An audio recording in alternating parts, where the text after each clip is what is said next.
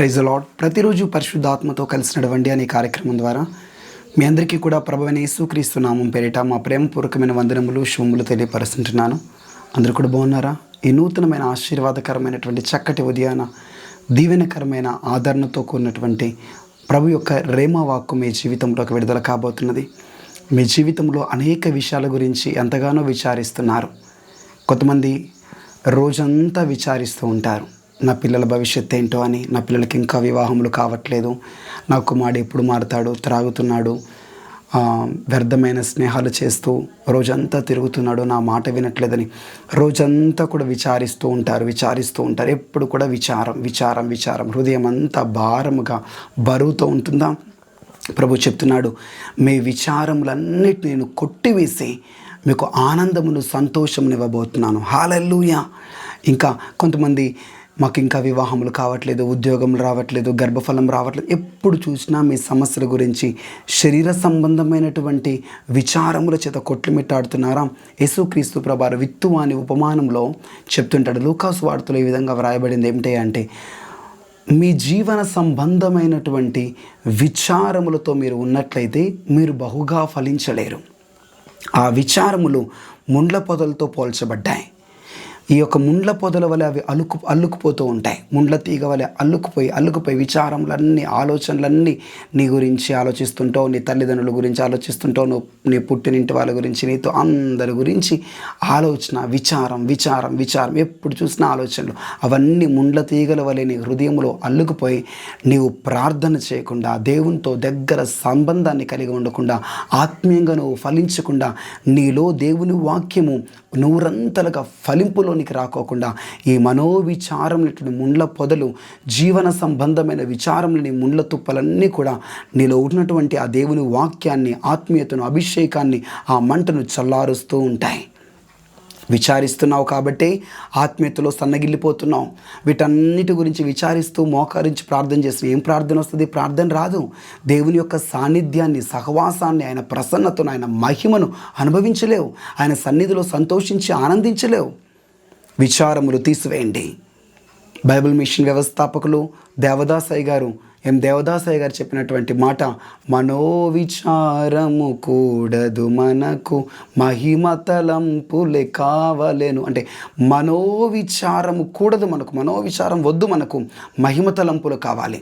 మనసు ఎప్పుడు కూడా విచారంతో నిండి, ఎప్పుడు సమస్యలతో నిండి, డబ్బు కావాలి, డబ్బు ఎట్లా కట్టాలి, నా భర్త మారట్లేదు, ఎప్పుడు ఇదే విచారంతో ఉన్నట్లయితే నీ ఆత్మీయత దెబ్బతింటది, నీ ప్రార్థనా జీవితం దెబ్బతింటది, నీ ఆరోగ్యం దెబ్బతింటది, అనేక సమస్యలు తలెత్తుతాయి.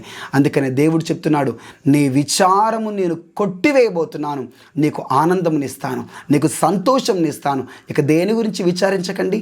నీ సమస్య ఏంటో, నీ బాధ ఏంటో, నీ కష్టం ఏంటో, దేని గురించి ఏడుస్తున్నావు, దేని గురించి విచారిస్తున్నావు, దేని గురించి కలత చెందుతున్నావు, దేని గురించి కలవరపడి ఆందోళన పడి దిగ్భ్రాంతి చెందుతున్నావు, ఆ సమస్యను తీసుకుని వెళ్ళి యేసయ్యా ఇదిగో నీ చేతులకు అప్పగిస్తున్నాను.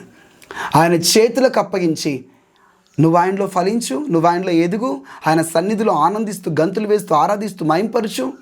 నీ విచారము తొలగి ఆనందము రాబోతున్నది, సంతోషము రాబోతున్నది. ఇప్పుడు విచారంతో ఉన్నావు, ఇప్పుడు దుఃఖముతో ఉన్నావు, నీ ఇంటిలో, నీ కుటుంబంలో ప్రియమైన వ్యక్తులు కోల్పోయావని చెప్పేసి విచారంలో, దుఃఖంలో, బాధలో ఉన్నావు. ప్రభు చెప్తున్నాడు, ఆ విచారాన్ని కొట్టివేసి నీకు ఆనందాన్ని, సంతోషాన్ని నీకు ఇవ్వబోతున్నాను. నీకు ఆనందము కలగబోతున్నది. నీ విచారం ఇక తీసివేయబోతున్నది. నేనే నీ విచారాన్ని కొట్టివేసి ఆనందముతో నింపుతానని వాగ్దానం చేస్తున్నాడు. ఈ వాగ్దానం మీ జీవితంలో నెరవేరును గాక. మీ అందరికీ సేవకుడిగా చెప్తున్న మాట, ఇక విచారించకండి.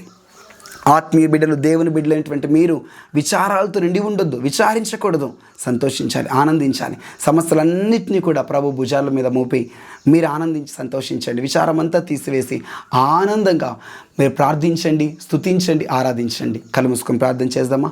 యేసుక్రీస్తు ప్రభు మీకు స్తోత్రములు. ఎంతమంది బిడ్డలైతే వాళ్ళ కుటుంబం గురించి, వారి సమస్యల గురించి, అప్పుల గురించి, ఈ భూ సంబంధమైన, జీవ సంబంధమైన విషయాల గురించి నానా రకాలుగా విచారములతో ఉన్నారయ్యా, ఆలోచిస్తున్నారు. మానసికమైన విచారాలు, తలంపులు, ఊహలు నలిపివేస్తున్నాయి. నిద్ర పట్టకుండా, ఆకలి లేకోకుండా, ప్రశాంతత లేకోకుండా, సంతోషంగా ప్రార్థన చేయకుండా మందిరానికి వచ్చిన అదే విచారం. యేసు నామములో ప్రతి విచారములు కొట్టివేయబడును కాక. గాక అని ప్రార్థిస్తున్నాను. ఈరోజు వాగ్దానం ప్రతి జీవితంలో, ప్రతి హృదయంలో స్థిరపరచబడి నెరవేర్చబడును గాక. విచారములన్నీ తొలగిపోయి ఆనందము నీవు ప్రభా. చెప్పారు కదా, మీ విచారాన్ని కొట్టివేస్తున్నాను ఈ క్షణమే, ఈ నిమిషమే ప్రభా. దేని కొరకైతే విచారపడి అయ్యా దుఃఖము, వేదన, కన్నీరుతో ఉన్నారు ప్రభా, ఆ విచారములన్నింటినీ కొట్టివేసి ఆనందముతో నింపు ప్రభా, సంతోషంతో నింపు ప్రభా. గొప్ప ఆనందం మీకు కలుగునుగాక యేసు నామములో. ఈ మాటలు వింటున్న ప్రతి ఒక్కరి జీవితంలో గొప్ప ఆనందం, గొప్ప సంతోషం, విచారములు కొట్టివేయబడి గొప్ప ఆనందము కలుగునుగాక.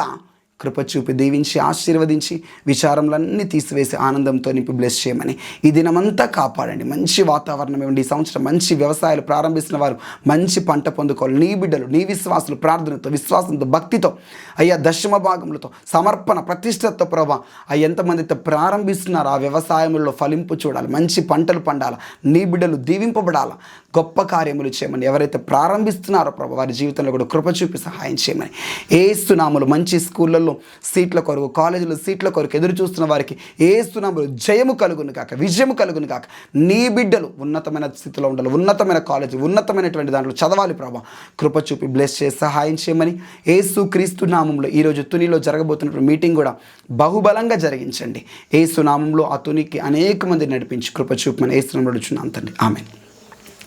Thank you. God bless you. Praise Lord. Tuni చుట్టుపక్కల ప్రాంత ప్రజలందరూ కూడా తప్పకుండా పాల్గొనండి. ఈరోజు సాయంత్రం తునిలో జరగబోతున్న మీటింగ్లో పాల్గొని దేవుని దీవెనలు పొందండి. Thank you.